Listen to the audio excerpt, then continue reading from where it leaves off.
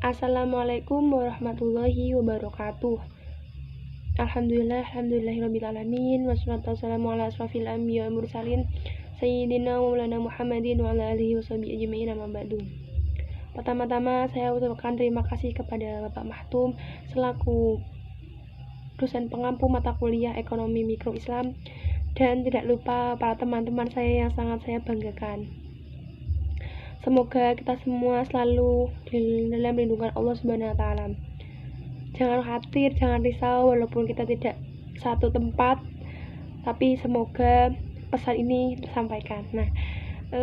Kami di sini akan menjelaskan atau mempresentasikan makalah kami yang berjudul Perilaku Konsumsi dalam Islam.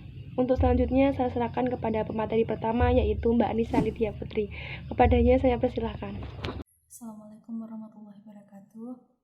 Di sini saya akan menjelaskan tentang perilaku konsumen dari faktor internal. Perilaku konsumen sendiri adalah perilaku masyarakat dalam memenuhi kebutuhannya sehari-hari atau dalam konsumsinya sehari-hari. Faktor internalnya adalah faktor yang berasal dari dalam diri konsumen itu sendiri. Menurut Philip Kotler menyebutkan faktor internal yang mempengaruhi perilaku konsumen itu ada berbagai macam. Yang pertama itu ada persepsi. Persepsi adalah suatu proses yang digunakan oleh individu untuk memilih, mengorganisasi, dan menginterpretasi masukan atau informasi guna menciptakan gambaran dunia yang memiliki arti. Artinya, setiap konsumen itu memiliki sudut pandang yang berbeda-beda terhadap sesuatu objek yang dilihatnya. Yang kedua itu ada pekerjaan. Adalah mata pencaharian konsumen yang juga mempengaruhi pola konsumsinya. Semakin tinggi tingkat pendapatan suatu masyarakat, maka semakin tinggi pula tingkat konsumsinya. Yang ketiga adalah gaya hidup. Gaya hidup adalah pola hidup seseorang di dunia yang terungkap pada aktivitas kesehariannya. Yang keempat adalah kepribadian. Kepribadian adalah ciri bawaan psikologis manusia yang membedakan antara manusia satu dengan manusia yang lainnya. Kepribadian seseorang dapat dikatakan sama dengan percaya diri, menghargai sesama, dan lain sebagainya.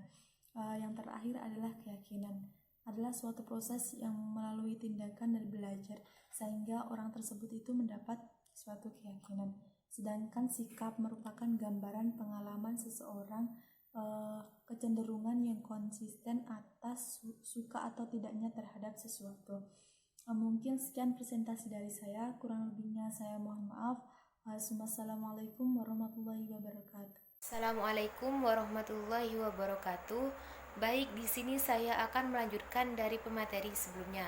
Di sini saya akan sedikit menjelaskan tentang faktor eksternal yang mempengaruhi perilaku konsumen, yaitu ada 4 faktor. Yang pertama, faktor kebudayaan, yang kedua faktor kelas sosial, yang ketiga faktor kelompok referensi, dan yang keempat faktor keluarga.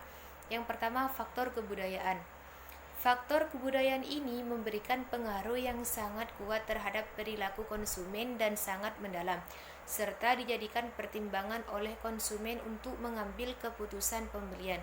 Kebudayaan adalah determinan paling fundamental dari keinginan dan perilaku seseorang.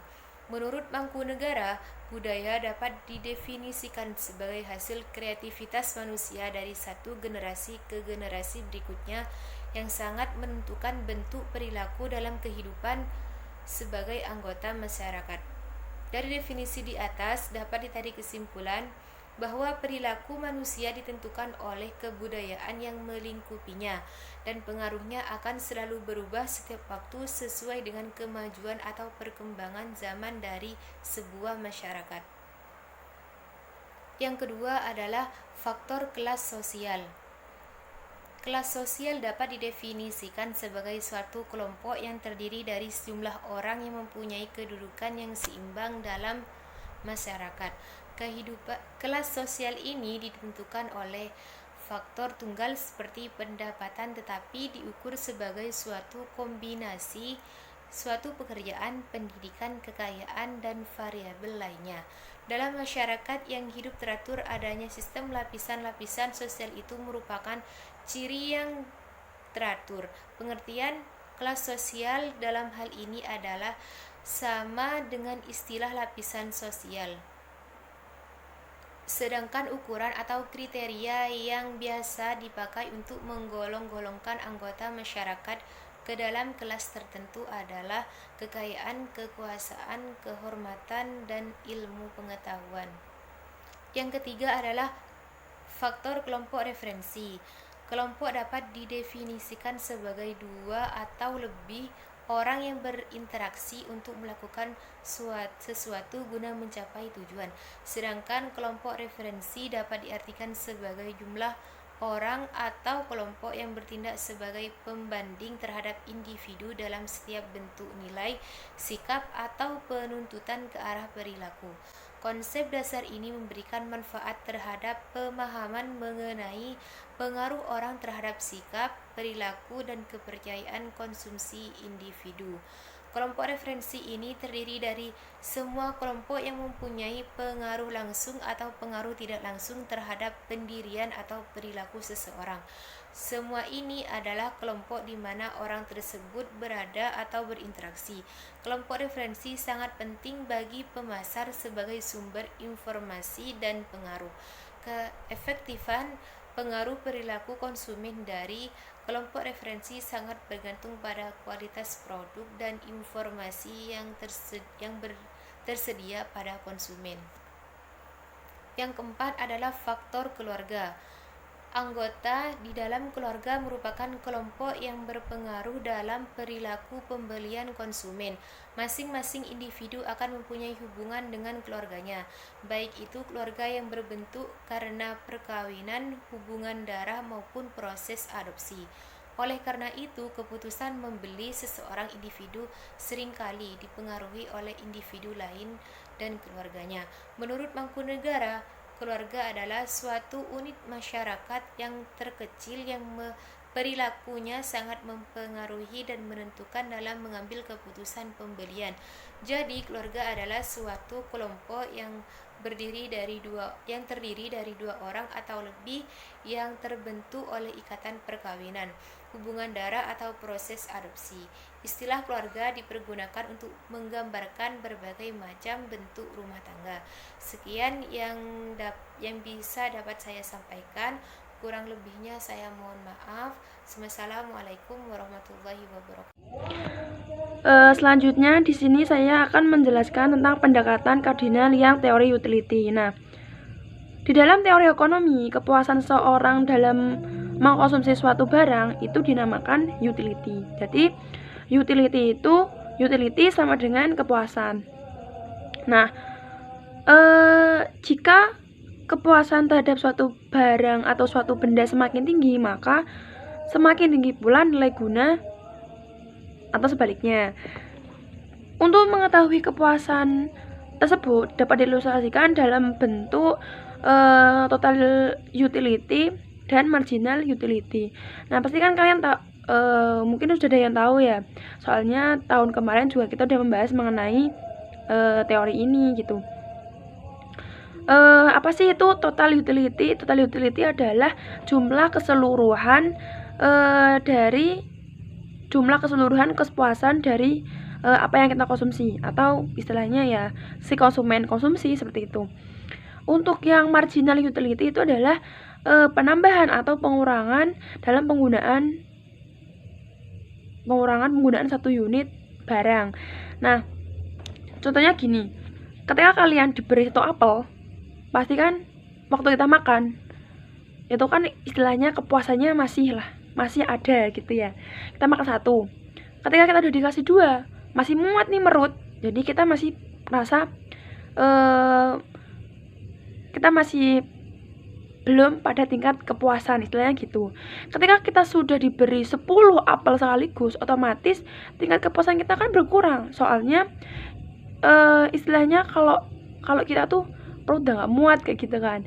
Nah, dari situ tingkat kepuasan seseorang itu dilihat dari berapa yang dia konsumsi. Ketika dia mengkonsumsi terlalu banyak, maka tingkat kepuasan mereka itu semakin berkurang. Mungkin itu yang dapat saya sampaikan. Kurang lebihnya saya mohon maaf.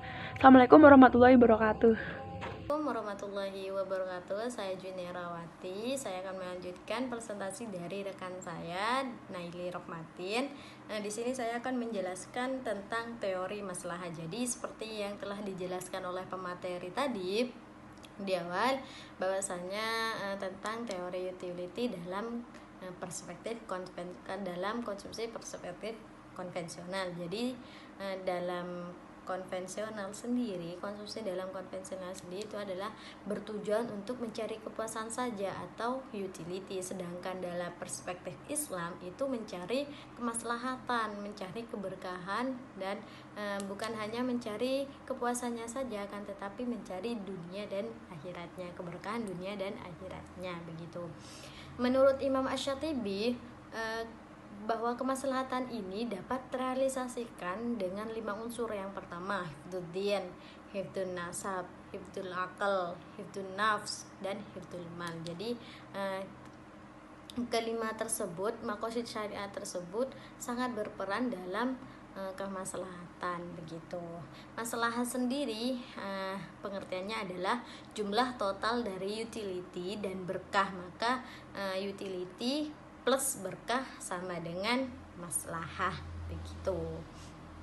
Maka di situ masing-masing keduanya memberikan kontribusi dalam menentukan tingkat kemaslahatan yang diterima oleh konsumen. Jadi utility dan berkah itu sangat mempunyai kontribusi yang sangat untuk menentukan kemaslahatan yang diterima oleh konsumen. Jadi seperti halnya jika dikuantifikasikan, seperti halnya seseorang konsumen mengonsumsi coklat yang halal dan diperoleh dengan cara yang halal, maka maslahah yang diterima dapat dikuantifikasikan. Jumlah coklat yang dikonsumsi 1, berkahnya nilai 10, utility-nya 10. Jadi kan tadi berkah dan juga utility plus utility sama dengan maslahah. Jadi 10 ditambah 10, berkahnya 10, utility-nya 10, maka nilai maslahahnya 20 dan terus ke bawah. Sedangkan kan tadi diperoleh dengan cara yang halal dan juga barang yang halal. Sedangkan di sini konsumsinya coklatnya halal, tetapi cara memperolehnya itu haram. Jadi sama dengan min 5, berkahnya min 5, utility-nya 10, maslahahnya berarti 5, begitu. Mungkin hanya itu yang dapat saya sampaikan. Sekian, terima kasih. Wassalamualaikum warahmatullahi wabarakatuh. Bachelor video, sekarang kita bahas tentang perilaku konsumen terhadap pendekatan ordinal, di mana di sini terdapat sebuah teori yang menyatakan bahwasannya tingkat kepuasan konsumen itu tidak dapat dikuantitatifkan, melainkan dapat dibandingkan sebagaimana kita menilai seorang dari kecantikan dan kecerdasannya. Nah, dalam pendekatan ordinal di sini menggunakan kurva yang namanya kurva indifference atau indifference curve, yang mana di sini kurva yang menggambarkan gabungan dari dua barang yang akan memberikan kepuasan yang sama besar. Lebih jelasnya, teman-teman bisa lihat sendiri di PPT atau di makalah.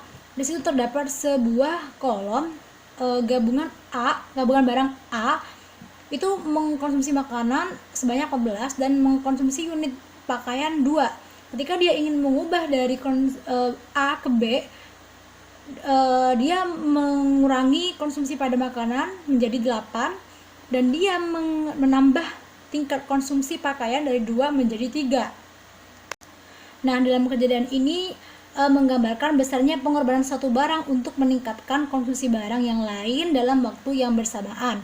Dan di sini disebut pengorbanan. Dan di sini disebut dengan sebuah pengorbanan ini dinamakan dengan marginal rate of substitution. Misalnya, seseorang muslim sudah mempunyai makanan yang banyak, namun pakaiannya masih sedikit. Agar mendapatkan kepuasan yang sama, diperlukan pengurangan konsumsi pada makanan sehingga dia memperoleh tambahan pada konsumsi unit pakaian. Nah, sekarang kita membahas tentang budget line atau anggaran konsumsi.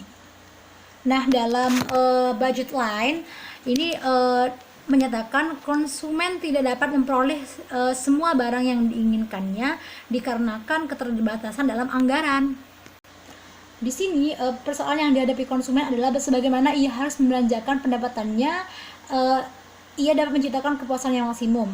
Kemudian, analisis budget line menunjukkan berbagai gabungan barang-barang yang dapat dibeli berdasarkan anggaran yang ditetapkan. Misal nih, seseorang yang mengeluarkan uang sebanyak Rp90.000 untuk membeli pakaian dan makanan. Misalnya harga makanannya adalah 6.000 dan pakaian harga 9.000 setiap unitnya. Ketika dia tuh membeli 15 unit makanan, dia harus membayar 90.000. Sehingga dia itu tidak dapat membeli satupun dari pakaian karena uangnya sudah dihabiskan untuk membeli semua makanan. Kemudian untuk menentukan kombinasi mana yang paling baik, ia harus menghitung berapa banyak yang diperoleh dari kombinasi untuk memaksimalkan manfaat pengeluaran total.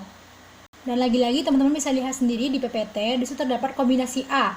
Dia itu mengkonsumsi makanan sebanyak 15 karena dia menghabiskan semua anggaran yang dia miliki, jadi dia tidak bisa membeli sebuah pakaian. Ketika dia mengurangi konsumsi pada makanan dari 15 menjadi 12, dia akan mendapatkan konsumsi pakaian sebanyak 2 dan seterusnya, bisa lihat sendiri di makalah. Thank you. Ada yang ketinggalan guys ternyata. Teori budget line ini dihubungkan dengan teori konsumsi Islami yang mana menunjukkan bahwasannya seseorang dalam melakukan kegiatan konsumsi tidak hanya memperhitungkan besar jumlah barang yang diperoleh dari anggaran yang dimiliki, tapi juga memperhitungkan skala prioritas dan sisi kemaslahatan dari berbagai barang yang akan dia beli. Kemudian skala prioritas yang ditetapkan dalam konsumsi itu harus mengacu kepada tingkat kemaslahatan hidup manusia meliputi kebutuhan zaruri, kebutuhan hajiat, dan kebutuhan saniyat. Jadi ketika kita ingin mengkonsumsi suatu barang, jangan hanya kita terselimuti oleh nafsu. Kita harus melihat dulu ini kebutuhan penting atau tidak. Gitu teman-teman. Oke, selanjutnya akan melanjutkan oleh Diana Nurhalida. Thank you. Assalamualaikum warahmatullahi wabarakatuh. Terima kasih moderator atas waktunya. Saya di sini akan menjelaskan tentang norma dan etika di dalam konsumsi. Sebelumnya saya perkenalkan diri dulu. Nama saya Nurdiana Kholida, NIM terakhir 009. Norma dan etika di dalam konsumsi yang pertama ada seimbang di dalam konsumsi. Islam sangat mewajibkan kepada umatnya untuk menafkahkan sebagian hartanya kepada orang-orang yang sangat membutuhkan, kepada diri sendiri dan juga kepada orang-orang yang berjihad di jalan Allah. Kemudian Islam juga mengharamkan sifat kikir, sifat sombong, dan juga Islam mengharamkan sifat berfoya-foya di dalam mengonsumsi suatu barang. Inilah bentuk keseimbangan yang ditetapkan oleh Al-Quran kepada kita dalam mencerminkan keadilan di dalam konsumsi. Kemudian yang kedua ada larangan bersikap israf, berlebih-lebihan. Seperti yang pertama tadi, Islam melarang umatnya untuk bersikap mewah, bersikap hidup mewah. Bahkan Islam sangat menganjurkan gaya hidup umatnya adalah sederhana, tetapi segala kebutuhannya terjalin dengan baik. Sikap hidup mewah ini dilarang oleh Islam. Karena apa? Karena manusia akan menyibukkan diri sendirinya untuk memenuhi hawa nafsunya, melalaikan dari hal-hal yang mulia, dari akhlak mulia, karena sibuk dengan kepentingan-kepentingan duniawi. Kemudian yang ketiga itu ada membelanjakan harta pada bentuk barang yang dihalalkan dan juga kepada barang yang baik. Dalam surah Al-Maidah ayat 88 ditegaskan bahwa dalam memenuhi kebutuhan sehari-hari harus mewajibkan barang-barang yang dikonsumsi kita itu adalah barang-barang yang halal tapi juga baik, baik untuk diri sendiri maupun orang lain. Artinya barang yang kita konsumsi bermanfaat untuk diri sendiri dan juga bermanfaat untuk orang lain. Akhirnya dari saya mungkin itu yang bisa saya sampaikan. Kurang lebihnya mohon maaf. Wassalamualaikum warahmatullahi wabarakatuh. Saya kembalikan lagi kepada moderator. Terima kasih. Mungkin itu presentasi dari kami. Kurang lebihnya saya mohon maaf yang sebesar-besarnya. Wabillahi taufiq wal hidayah. Wassalamualaikum warahmatullahi wabarakatuh. See you next time kawan-kawan semuanya.